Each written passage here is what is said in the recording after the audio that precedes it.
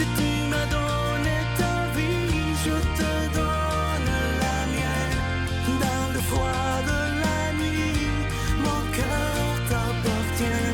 Et quand la tristesse arrive, je sais tu es là, toujours près de moi. Bon mercredi matin, bienvenue à votre émission La Victoire de l'amour. C'est toujours avec une grande joie que je vous retrouve. Imaginez, ça fait plus de 21 ans que cette émission est présentée et c'est toujours avec une grande joie que je vous retrouve tous les matins. On rejoint immédiatement notre ami Luc Faneuf.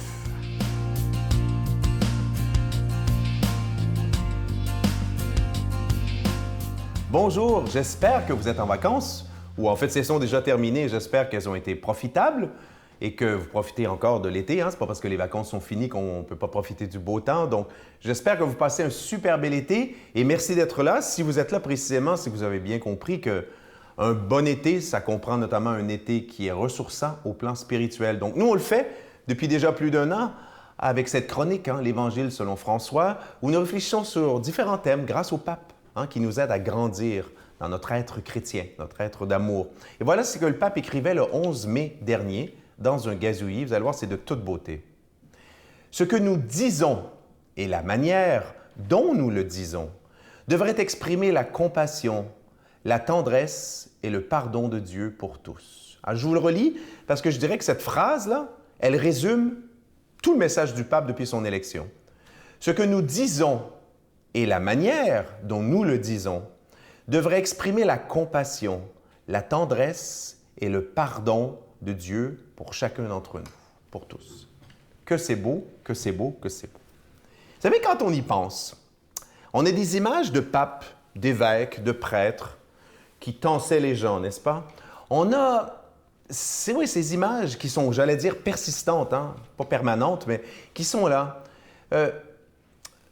Le message, au fond, qu'on entendait, qui est un message d'interdit, qui est un message qui excluait, qui est un message qui parfois même envoyait en enfer avant même la mort, n'est-ce pas? C'était pas un message qui, donnait le goût de Dieu. J'allais dire, c'était pas un message qui était une bonne nouvelle, c'était plutôt un message qui était une mauvaise nouvelle. Voyez?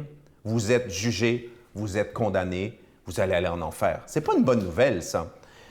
Depuis quelques papes, Jean-Paul I, qui était là quelques jours, une centaine. Jean-Paul II, vers deuxième moitié de son pontificat.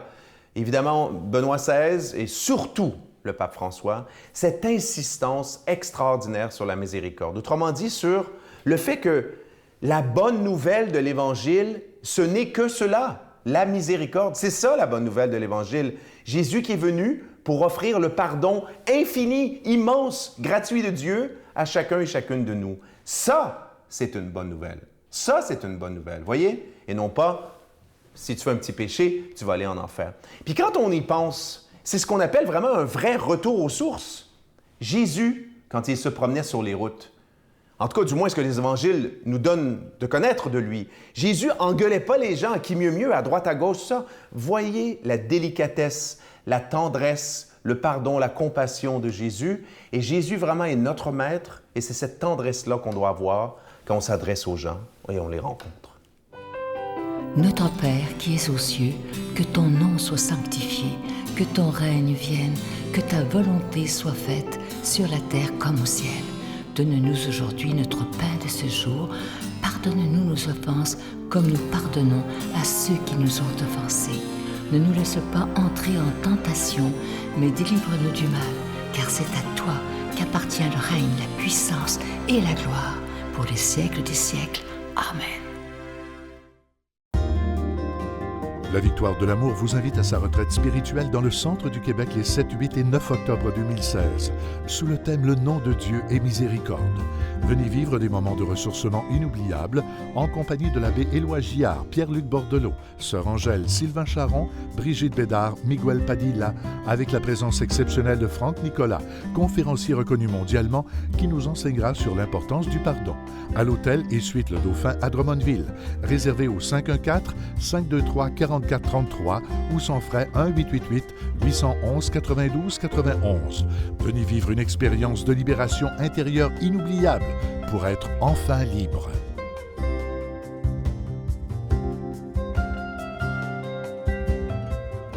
Regardez comment ce cadeau du mois, il est magnifique. On en est tellement fiers au bureau. On l'a fait faire sur mesure par un bijoutier. C'est nous qui l'avons choisi. Vous ne trouverez jamais, jamais ça en magasin, ça, je vous le dis. Et vous le voyez, c'est le pendentif de l'ange gardien. Il est orné de petites breloques. C'est des petites croix, il y en a 4. Et au bout, ce beau petit ange qui est orné de petits zircons, le beau pendentif de l'ange gardien, il est déjà béni, évidemment, et ça se donne vraiment bien en cadeau. Je vous rappelle aussi que notre nouvel horaire de bureau, c'est maintenant du lundi au jeudi, de 7 h le matin, c'est à votre demande, ça, jusqu'à 3 h l'après-midi. Alors, 7 h le matin à 3 h l'après-midi.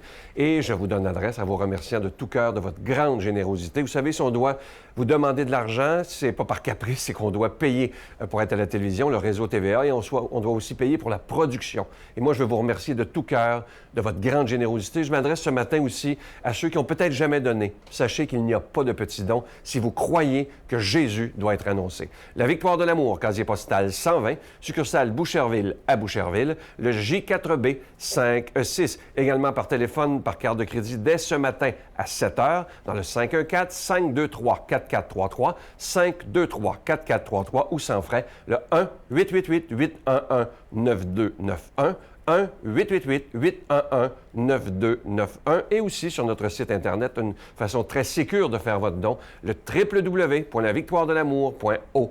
Je vous rappelle évidemment que vous recevrez un reçu pour fin d'impôt. N'oubliez pas, maintenant, nos bureaux sont ouverts de 7 h le matin jusqu'à 3 h du lundi au jeudi.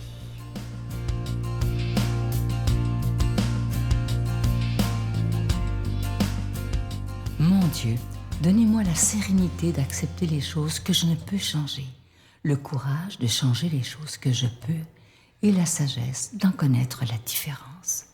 Amen. Aujourd'hui, la parole de Dieu est proclamée par l'abbé Jean Chrysostome.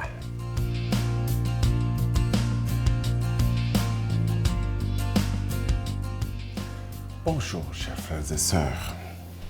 Nous avons ce matin un texte qui est tiré de l'Évangile selon saint Matthieu, et c'est au chapitre 13, du 1er au 9e verset. C'est un texte bien connu, et je vais vous le lire. Ce jour-là, Jésus était sorti de la maison et il était assis au bord du lac. Une foule immense se rassembla auprès de lui, si bien qu'il monta sur une barque où il s'assit. Toute la foule se tenait sur le rivage. Il leur dit beaucoup de choses en parabole. Voici que le semeur est sorti pour semer. Comme il semait, des grains sont tombés au bord du chemin et les oiseaux sont venus tout manger. D'autres ont tombé sur le sol pierreux où il n'avait pas beaucoup de terre. Ils ont levé aussitôt parce que la terre était peu profonde. Le soleil s'étant levé, ils ont brûlé et faute de racines, ils ont séché. D'autres grains sont tombés dans les ronces. Les ronces ont poussé et les ont étouffés. D'autres sont tombés sur la bonne terre et ils ont donné du fruit à raison de 100 ou 60 ou 30 pour un. Celui qui a des oreilles, qu'il entende. Voilà, c'est un beau texte. Il est habituellement très long, comme vous le savez, parce que en réalité, chez Matthieu, nous avons la parabole qui est racontée et nous avons aussi l'explication de cette parabole. Et c'est long. Mais on voit la séquence très vite parce qu'elle se défile très facilement devant nous. Nous avons, en plein été, souvenir de tout ce que nous faisons pour semer. C'est quelque chose qui est courant, même quand on est en ville quand même. On sait faire de la semence, on a ne fût-ce qu'à faire des fleurs au début du printemps, parce qu'on a besoin de voir des fleurs. Et là, en plein été, nous voyons comment elles sont devenues toutes belles. Ceux qui sont à la campagne expérimentent encore mieux cela avec des semences qui sont carrément jetées en terre. Et l'image ici, c'est l'image qui concerne la parole qui est semée dans la terre de nos vies, qui est semée dans la terre de nos sociétés, qui est semée dans la terre de nos familles. Cette parole pousse, cette parole va grandir, cette parole va devenir une belle parole si elle tombe sur une bonne terre.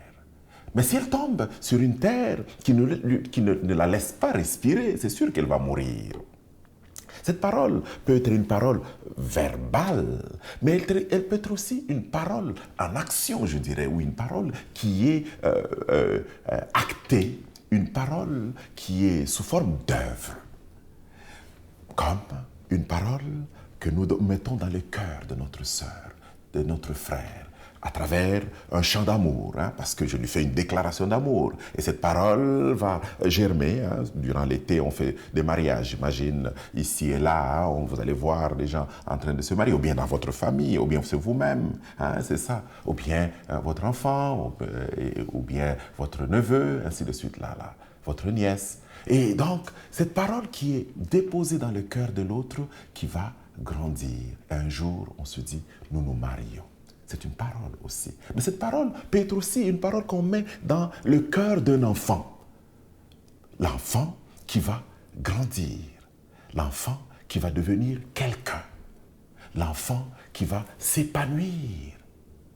Je me souviens que chaque été, ces dernières années, je vais toujours en Afrique, en fait au Congo particulièrement, où depuis 2012, j'ai parti avec des amis là un projet de centre éducatif, une école milieu de vie, où nous travaillons pour semer à notre manière dans le cœur des enfants et dans le cœur de la population défavorisée du coin que nous avons choisi. Nous semons la vie de Dieu, nous semons la parole vivante de Dieu pour qu'il y ait un espace d'épanouissement pour ce monde. Et à chaque été, donc, cela me revient à l'esprit. Cette année, je vais aller, c'est au mois d'août, pour aller rencontrer ces enfants qui, j'imagine, sont en train de grandir. Et je vois déjà comment des fruits me parviennent ou parviennent au monde à travers cette semence d'enfants, à travers cette vie semée dans ces enfants.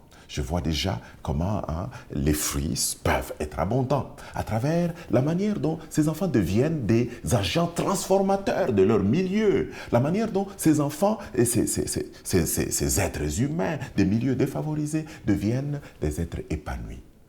Que le Seigneur nous inspire à être aussi des semeurs de cette manière dans notre vie de tous les jours, dans nos familles. Qu'il nous bénisse et qu'il nous accompagne surtout. Au nom du Père et du Fils et du Saint-Esprit. Amen. Je vous salue Marie, pleine de grâce. Le Seigneur est avec vous. Vous êtes bénie entre toutes les femmes, et Jésus, le fruit de vos entrailles, est béni. Sainte Marie, Mère de Dieu, priez pour nous pauvres pécheurs, maintenant et à l'heure de notre mort. Amen.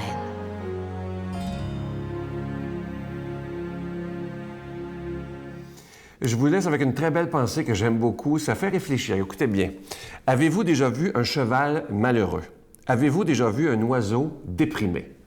La raison pour laquelle ils ne le sont pas, c'est parce qu'ils n'essaient pas d'impressionner d'autres chevaux ou d'autres oiseaux. Ça, c'est tellement vrai. Le problème de l'être humain, c'est qu'on veut toujours être meilleur que l'autre, alors que si on décidait à chaque jour d'être meilleur nous-mêmes que la veille, qu'on soit toujours des meilleures personnes et arrêtons de se comparer aux autres, ça tue ça. Alors, je vous souhaite une belle journée et je vous dis à demain. Bye! La puissance totale des bombes, là, ça vaut une bombe d'Hiroshima tous les jours. Pendant combien de temps tu pourrais penser? Okay. Pas le nombre de bombes, mais la puissance totale équivaut à une bombe d'Hiroshima tous les jours pendant, actuellement, là, 1300 ans. Ben voyons donc. La puissance nucléaire totale, c'est... Mais le danger n'est pas dans les bombes, il est dans le cœur humain.